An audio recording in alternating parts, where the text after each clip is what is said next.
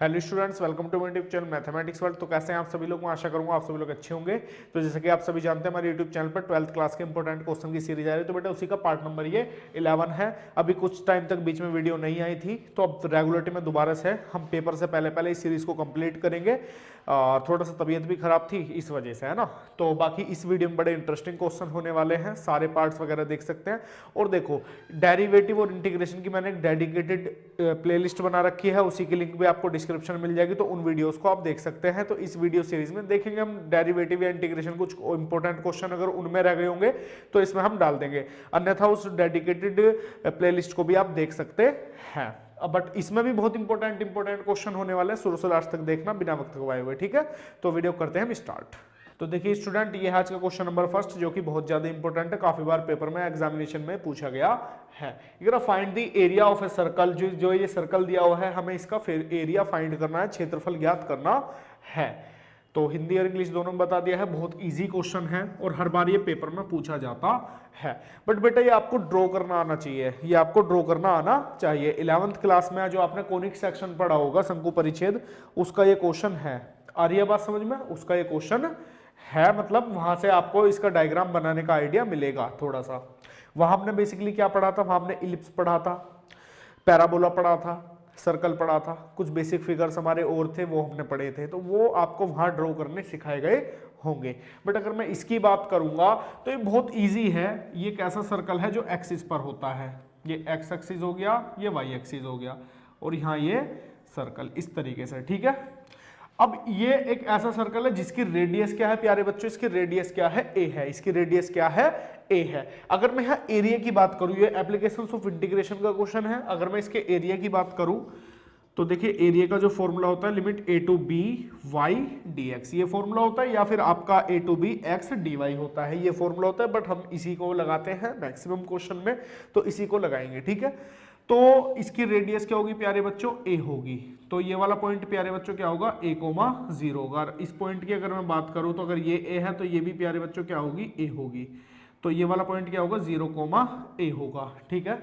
अब अगर मैं स्ट्रैप ऐसे बना देता हूं, अगर मेरे को इसका एरिया मैंने निकाल लिया तो इस पूरे में फैल जाएगी, और ये इस पूरे का एरिया निकल के आ जाएगा, इस पूरे का एरिया निकल के आ जाएगा। और अगर इसका मेरा एरिया निकल गया, इस वाले होल पार्ट का देखिए मैं दिखाता हूं अभी आपको, एक मिनट।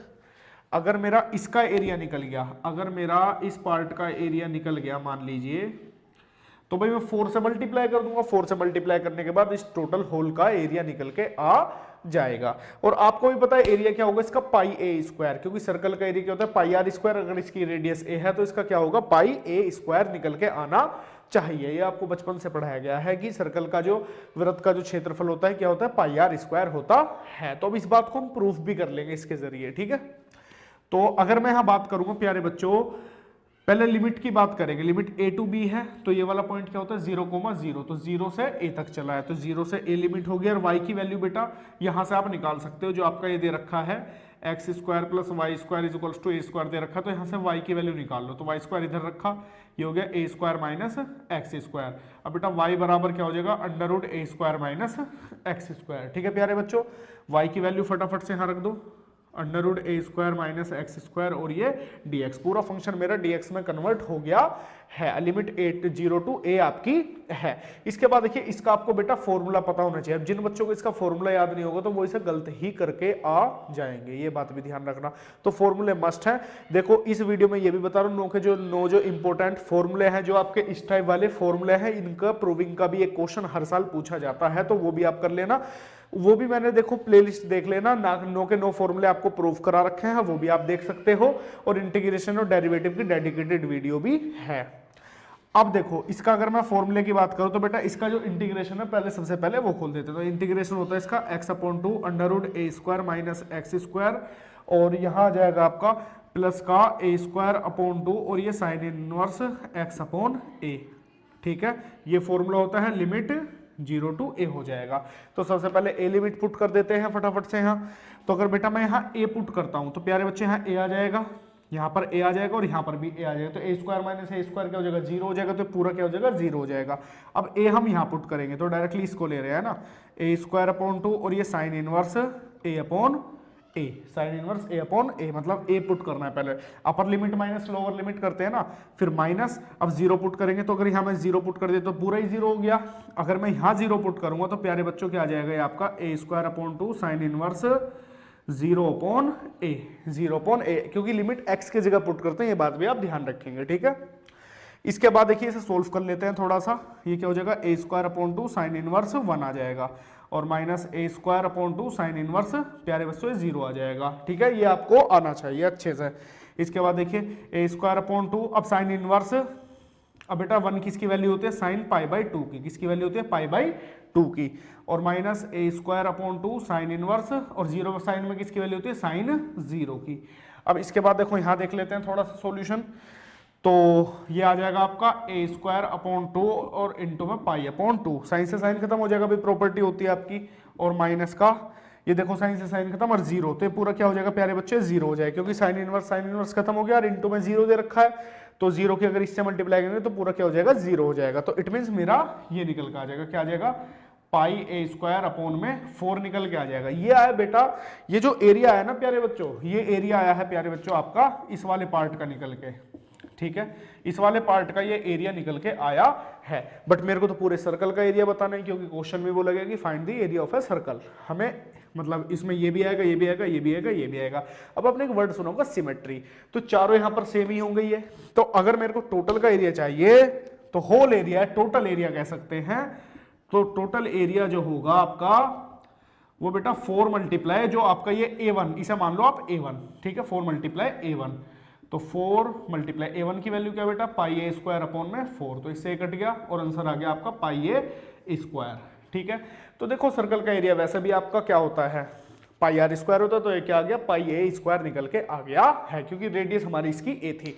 तो अब अगर मैं बात करूं, देखो ये बहुत इंपॉर्टेंट क्वेश्चन है, ये सेम क्वेश्चन आपका अति परवलय परवलय में भी पूछा जा सकता है। ये क्वेश्चन आपका अगर मैं बात करूं हाइपरबोलिक जो आपका इलिप्स होता है, इलिप्स में पूछा जाता है, हाइपरबोला में पूछा जा सकता है। आ रही ना बात समझ में, पर आपको कंसेप्ट यही करके आना है। अब मान लो ये मैंने करवा दिया इसमें, अब मान लो आ गया उसमें भी हाइपरबोला का आ गया, तो हाइपरबोला तरीके से करना, इलिप्स का आ गया, इलिप्स का भी सेम इसी तरीके से ही होएगा। आ रही ना बात समझ में। फिर चलो नेक्स्ट क्वेश्चन लेते हैं, आ गया होगा ना समझ में, नेक्स्ट क्वेश्चन लेते हैं फटाफट से, है ना।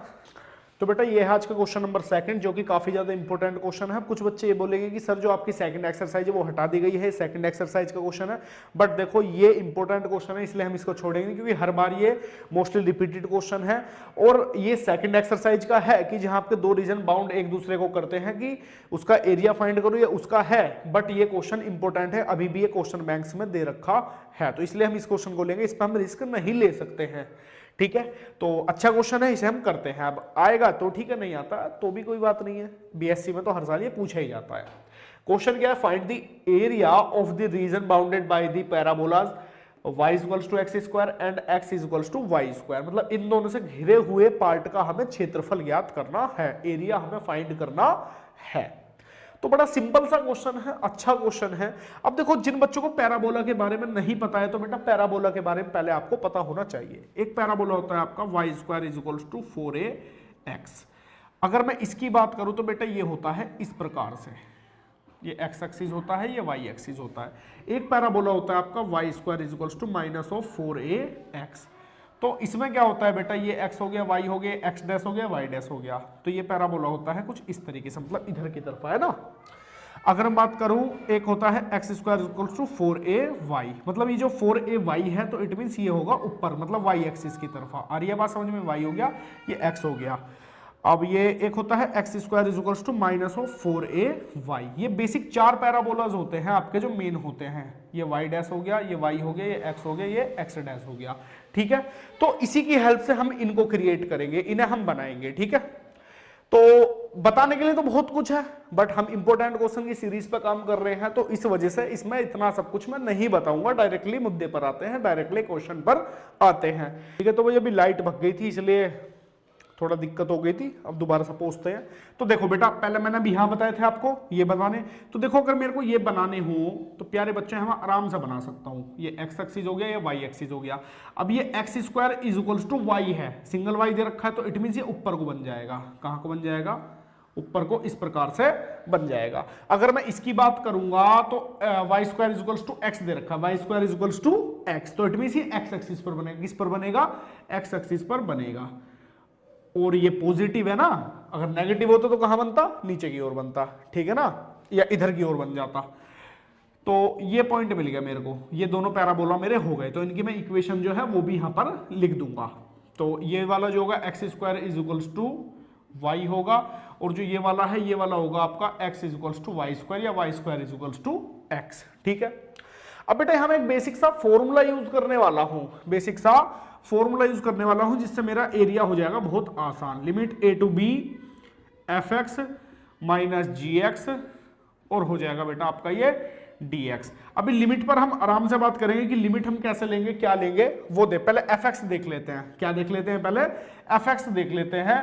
तो यहां से सबसे पहले क्या निकाल लेंगे हम? यहां से y की वैल्यू निकालेंगे। तो y की वैल्यू अगर मैं यहां से निकालूंगा, यहां देख लीजिए, अगर मैं यहां से y की वैल्यू निकालता हूं तो बेटा ये क्या आ जाएगा? अंडर रूट में x आ जाएगा। क्या आ जाएगा?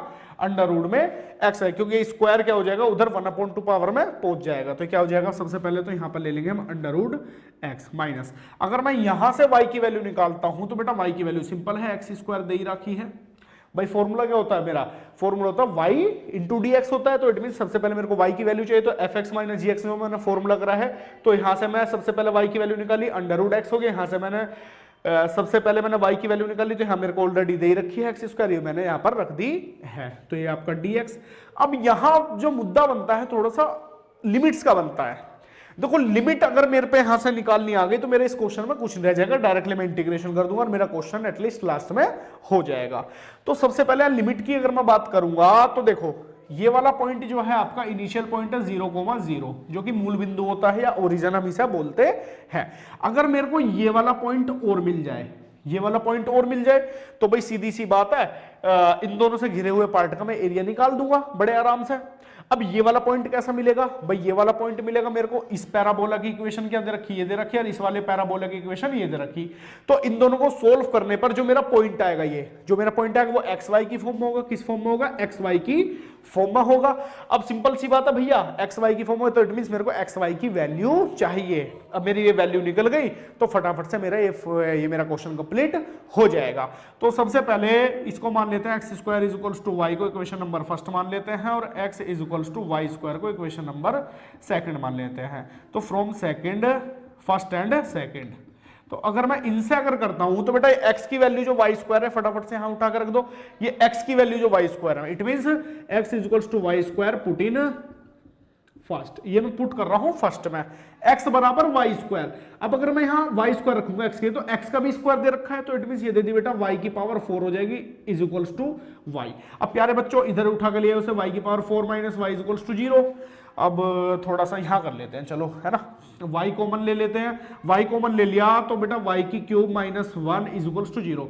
तो इट मींस यहां से एक तो y की वैल्यू 0 मिल जाएगी एंड दूसरी मिलेगी y की क्यूब माइनस 1 बराबर 0 मिल जाएगा।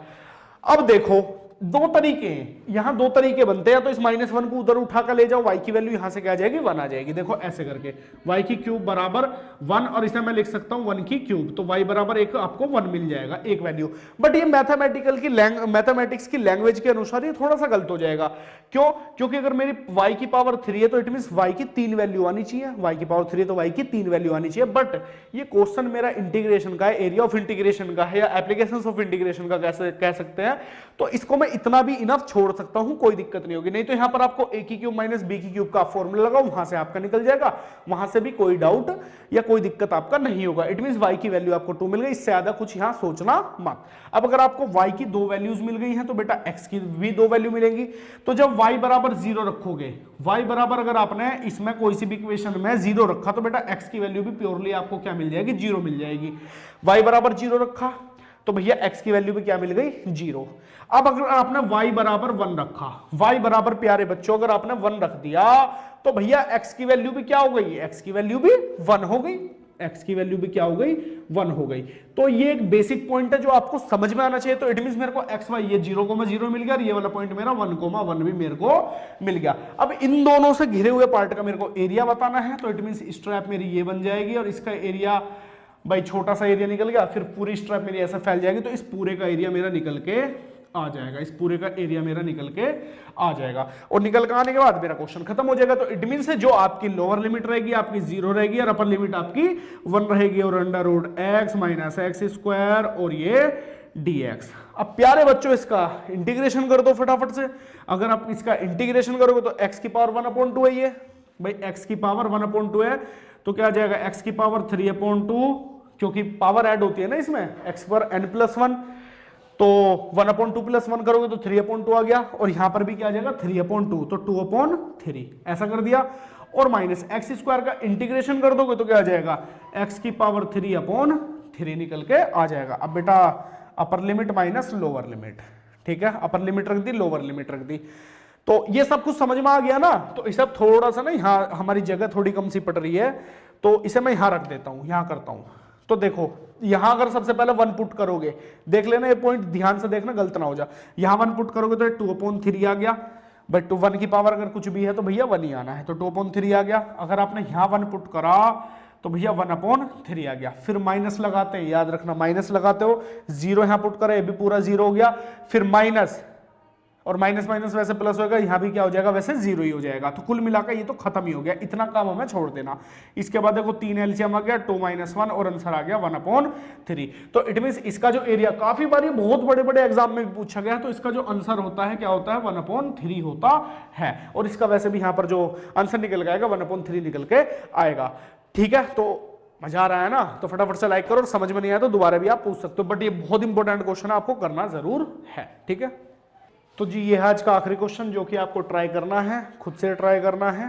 तो ये लिखे हुए हैं 2 क्वेश्चन, इनके आपको एरिया फाइंड करने हैं, और आपको पता ही होगा क्या ये दीर्घवृत्त है इलिप्स, तो इलिप्स का आपको एरिया फाइंड करना है। वैसे आपको पता ही होना चाहिए क्या होता है इलिप्स का एरिया। इलिप्स का होता है पाई ए बी फॉर्मूला होता है इसके एरिया का, तो वो निकाल के आपको लेकर आना है। और यहाँ ये न्यूमेरिकल वैल्यू के साथ एक क्वेश्चन दिया है, तो ये दोनों क्वेश्चन आपको ट्राई करने हैं, बहुत इंपॉर्टेंट क्वेश्चन है।